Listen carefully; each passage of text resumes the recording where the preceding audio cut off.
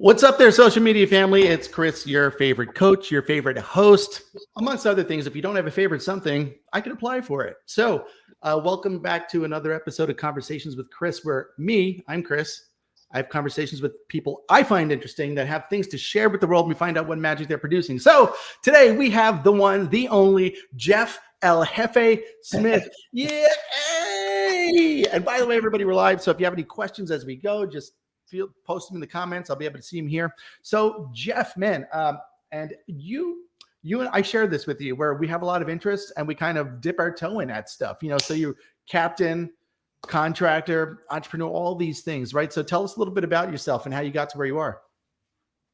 Well, I mean, I've been in the construction industry since I was maybe 14 years old, and hands-on for many, many years. And it really coincided with the ocean and fishing and all of those things. And I've always done both aspects my entire life. At certain times it pulled me, to one direction or the other. Sometimes the economy pulled me back to captaining, and then, physical health would pull me back to contracting again. And, we've been back in business now for over 4 years, and it's been a really, really good start, with the construction industry again. Yeah, man, I knew you were busy there for a while, and you kind of run a small, tight ship. You work with the best subcontractors in the business, and you're working primarily. I mean, how far are you going right now? I know, you're based out of Jupiter, and you came down to us in Lake Worth. So where does the scope of your geography? Where is that? Where do you go? Yeah, so it used to just pertain to us, staying local in Jupiter, North Palm, and obviously the type of project that we take on would really drive the distance that we're willing to go, and we have to be able to commit proper management on each project to do so. So now we're branching. Really, it's weird to say. It's easier for us to go south than it is to go north for some reason. So we tend to gravitate towards, Pompano. We're doing some stuff in Delray, South Palm Beach Island, even down to Lauderdale. So it's definitely a challenge sometimes, but when you have the right team, it's not difficult at all. Yeah, I think you can only grow to the extent of the people around you, and that's true in every business. And we know so many solo entrepreneurs that are like, nobody could do it as good as me. And then they're not able to grow. You are very clear on what your role in the company is. And I mean, what are you passionate about in the construction world? And how are you lending some magic to that? Well, it really starts with at the very beginning, the process, the design process. And, whether it's new construction or if it's a remodel, I really enjoy the challenge that it takes, because a set of plans are a set of plans. Reality is, when you step on the job site and now it's real, you can transform something that's been, 60 years outdated, and then you change it and it's 100% yours and it's new and and it looks fantastic. So, and the reactions afterwards, that's kind of where our goal is just to see how happy people are when we're done. It's just kind of that wow effect. And I guess that's why you like to do residential stuff, right? Because it's just the transformation, the reaction that the people have. It's like, holy cow. Yeah, well, residential is definitely, it's more intense, it's more personal. So it's definitely under a magnifying glass, and it should be, it's your home. Commercial, they just want to open the doors and start generating revenue. So, and I get that too. I'm happy with doing either project. I get a lot of the same reactions, even on the commercial side. So, no, it's a good feeling when people are happy at the end. Tell us, like, what are some things that if someone's they're considering a remodeling project or a full gut renovation or whatever it is, what are some important things that they should consider before kind of stepping into taking that on? That's a loaded question. Well, If you're married, are you going to stay there? Do you want to stay married? I mean, it's a very if you're married, trying. do you want to stay married? Listen, it's a very, very difficult process, beginning to end. Beginning, it's a little tenuous, and then it gets a little bit better as it moves into progress, and then it starts to tighten back up at the end. Everyone's ready to get moved back in and things like that, but you have to just know that you can accept that you're going to be under construction, some of these projects, 6, 8, 10 months a year out of the year. And that's probably the hardest part, is just accepting, just being under construction. It's tough. Enter into it with the understanding that your home is going to be turned upside down. 100%. Dust and things are in the way, and people wanting to come in at 8 in the morning, and some guys want to stay late, which and you touched on subcontractors, and those are we consider all of those guys, they're part of our team. Our team is pretty expansive. We've got a big team of guys, and they all work well with one another, and so that's what it takes. Mm-hmm. What does it take, like, for somebody that wants to work on your team? I mean, what do you look for? Because I mean, you've got these pretty high standards, and and I think you attract clients that have high standards. Because I know it's, and I was talking about this with somebody the other day. Even Brett and I had this conversation. We are reluctant to refer people because when you refer someone, your name is on the line and everything. So we comfortably refer you, and you must have that same level of comfort with the people you work with. So what's it take to be part of Paradigm like that? Well, I mean, communication is huge. We know everybody's busy. Whether it's a call, a text, an email, just being responsive. That's number one for us. Being respectful to owners, other subs that are on the job. We just try and make sure that everybody is on the same page as us, because if we can't get in touch with somebody and we're trying to communicate a schedule to an owner and that falls through, it just reflects poorly on us. Sure. So with that being said, we just try and find people that are going to communicate equally as well as we do. Yep. And to communicate, have the high standards. And do you think in dealing with, I always like to hire people. When I had my entertainment company, I considered them subcontractors, and I would look at them as their own individual businesses. And even when I ran real estate companies, this is your business. So do you kind of look at it the same way as you want everyone to act as if they're an owner, have ownership in it, rather than someone's just trying to get a job done? Because I think in Florida particularly, there's a lot of, I paid the screen guy in full and he disappeared. And we still got some screens that need to be done. So not everybody behaves the same way. Do you like to work with people that kind of approach it act as if they have ownership in it? Yeah. I mean, I'd rather people come in and, say, hey, yeah, we're part of the team. We're here together to work on your project versus, they just go in there under their own guise and just there can be a lot of things said under the breath.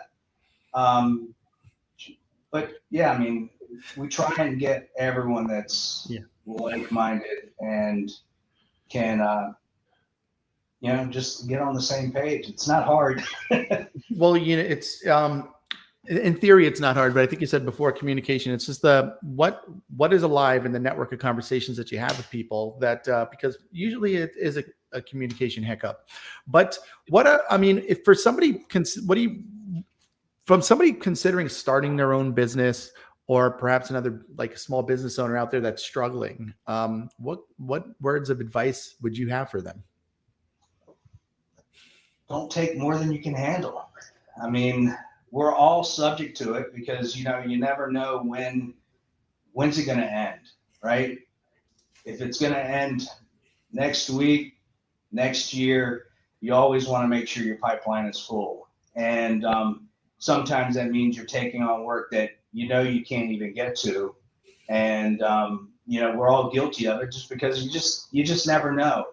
Um, I'm the type of person that tries to help everybody, and that is in a way my downfall because I can't say no to everybody. And I should, and I don't. And you know, it's something I'm working on for us because, you know, I feel like even if I can't do it, I can refer them to someone that can. And you know, but that's probably what I would tell someone starting out. You know, finish what you've got on your plate, and then move on to the next thing. Don't take more than you can handle. And what does your organization look like? I mean, I'm sure it's different now than when you started. I mean, when you started day one, were you doing the work yourself, banging the nails, doing the trips to the hardware store, all that stuff? Yeah, I wasn't, you know, I wasn't a swinging a hammer anymore, but I was definitely sales, estimating, project management. I was the gopher. You know, you needed wood, you needed supplies. I was the guy. So now we're not there anymore. I'm definitely more sales. I'm still estimating, still project managing as well. All procurement materials. My wife, she's got that under wraps too. She came in pretty close to the beginning. I had to beg her, you know. Thank goodness for Jake.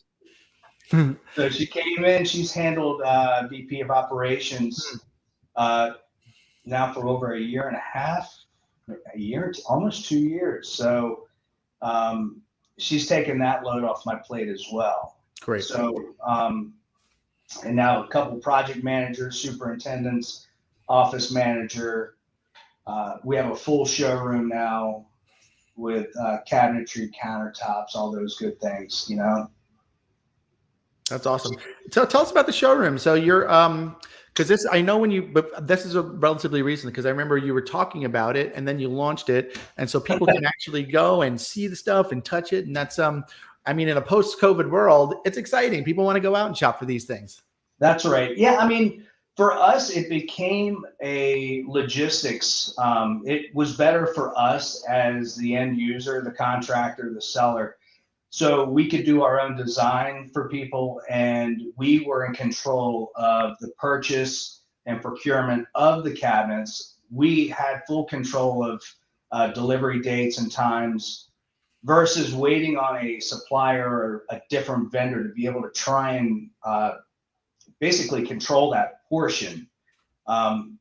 So once we were able to get a dealership of a number of different cabinet lines, we just started steamrolling. You know, it was very more streamlined. We were way more in control with timing and schedules.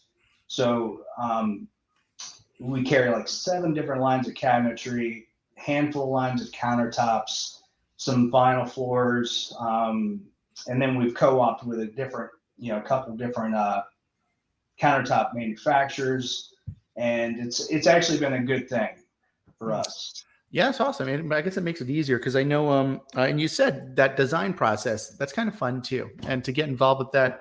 And what do you think makes you guys different than other contractors in the area? You know, I don't know. I don't try and compare us to anyone really. And I get asked often, you know, who's your competition? I don't look at anybody else's competition really, because we do set ourselves aside because we're very hands-on. We're very much active with the homeowners. We don't just dish it off to someone and they take over and we just kind of sit back and send invoices. You know, we're very in the loop from start to finish. Yeah. Mm-hmm. Yep, and you're accessible. You're easy to talk to. I mean, so would you say customer service is a big thing that's important in your business? Yeah, 100%.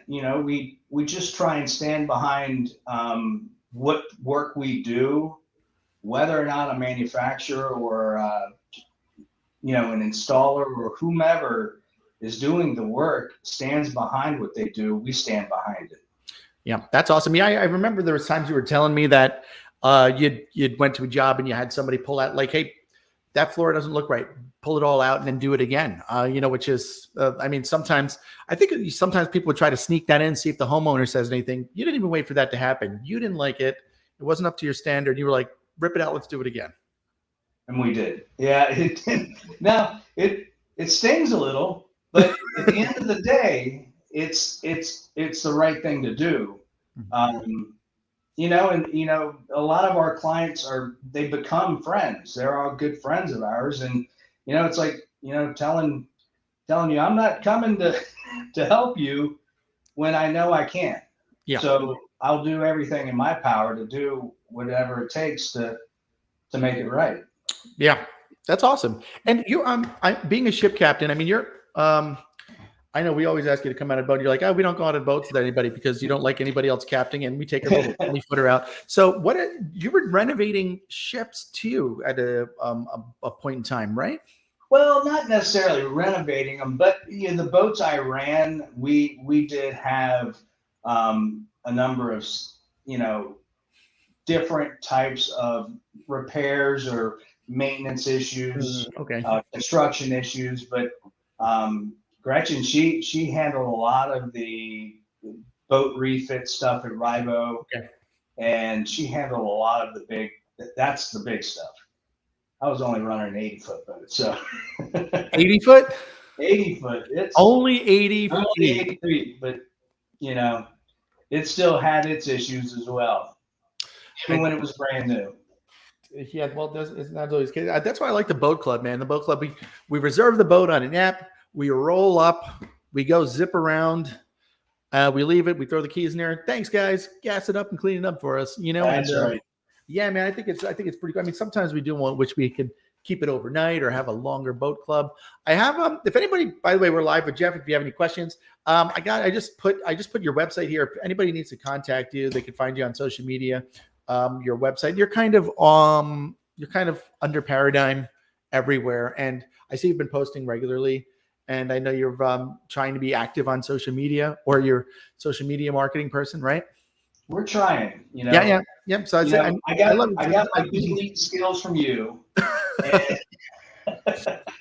I don't do anything. I just talk to people and we make films. So yeah, John was coming today. We're supposed to shoot today or tomorrow, but I don't think he's feeling well. I wonder where he is. But yeah, we've got it's just fun to do this stuff, and it's technology's made it so easy for us to get the word and the message out there. Yeah. So what's next for you? Like what can we expect in the coming year for Paradigm?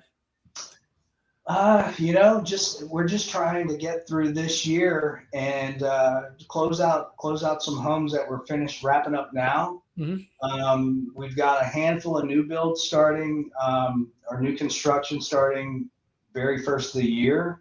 So we've got a lot of exciting projects coming up. That is awesome. You know what's coming up? Our birthday, our collective birthday on October 26th. And then what's coming up in February? Salty Nut Store. Yeah. So tell us about anything special planned for your birthday? I don't know. This year's kind of a big one. I don't know. How old are you gonna be? I'll be 50 this year. Whoa, Jeff El Jefe, 50 years old, coming up in just believe it. Yeah. I'll be 42 or 43, something like that. I forgot, but these are boring ages. Was it kind of boring in between 40 and 50? I mean, be real. I mean, in between 40 and 50, it's just like another year of being an adult. Had a pretty good time. What a good decade. I got to tell you, man, it's starting off to be a great decade for me too. And hopefully I can sashay on into my 50s, just like you're doing right now. Now, tell us about the Salty Nuts tour. Well, it kind of morphed into what it is now. it's a shot, baby.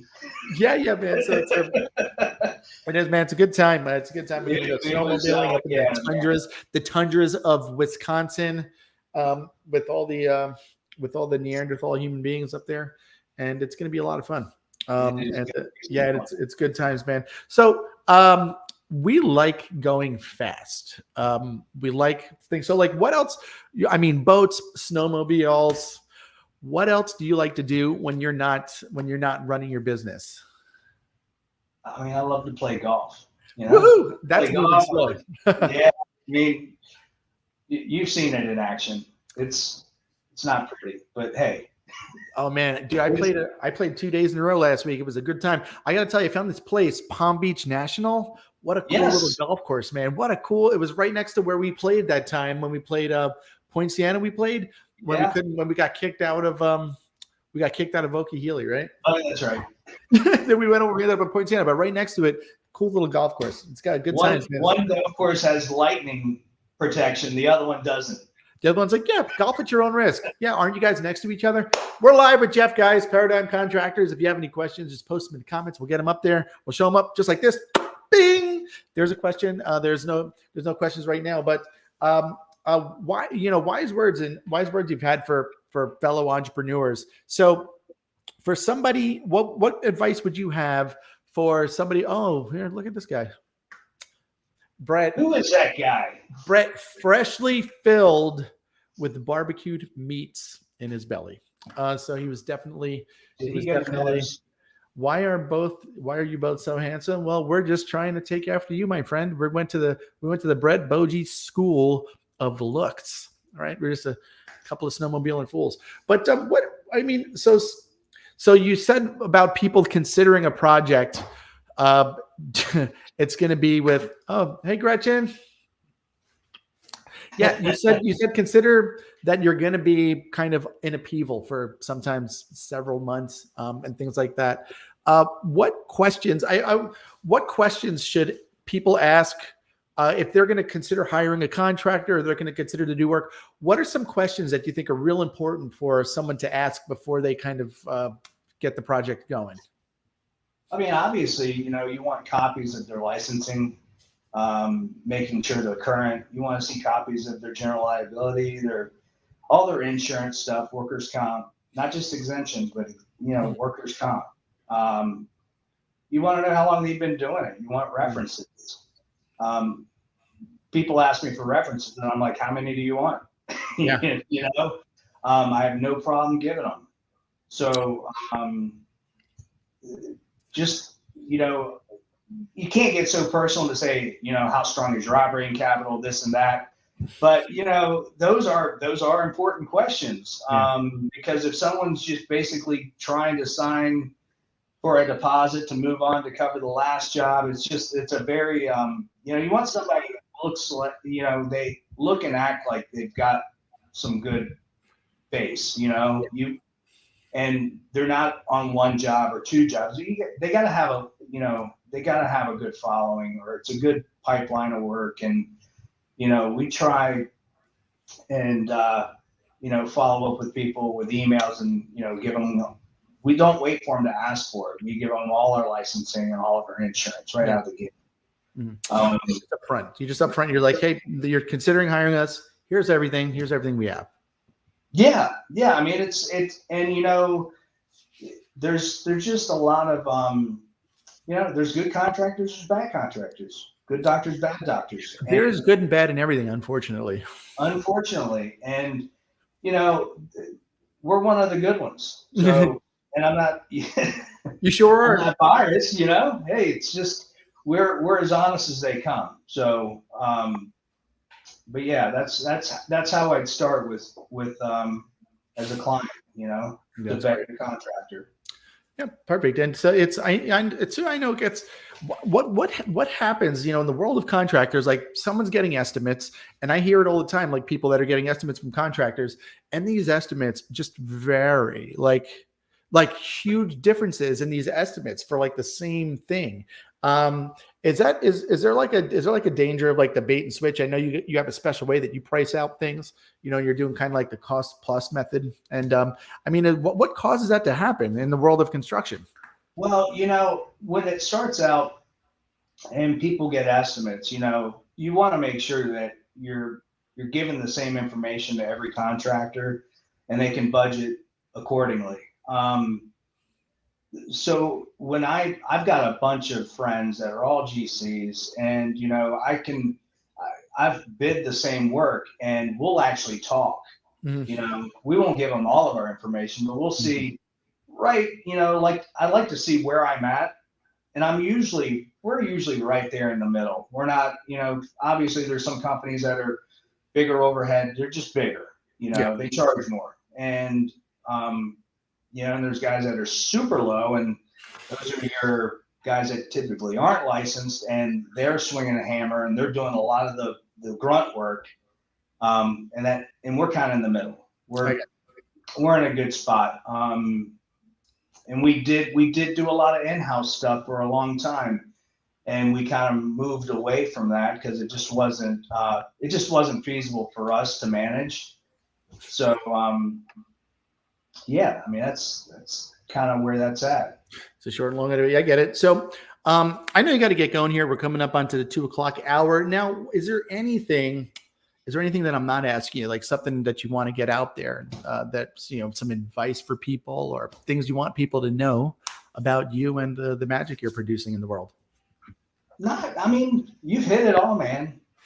Like always. Like always, man. Out of the park. So much fun. We had a lot of fun, and we got to play golf soon. I'm going to get you on a boat one of these days, and we got to do something for our birthday. That's going to be fun, man. I'm sure it's going to involve something fast and something eating some kind of meats. Oh, I'm down with that. Got to do a big lunch or something. All right, guys. If you have no questions, we thank everybody for watching today, and Brad and Gretchen for chiming in. It was a pleasure to have everybody. And again, if you want to get in contact with Jeff and his crew and his organization, social media, you're everywhere. They can see you. You're posting videos of your projects, before and after photos. It's a lot of fun. I did put the link to your website, which is an easy way to get in contact with you. Just there. Just click on it. It's all good to go. And we'll see you at the next one. Bye, everybody. See ya.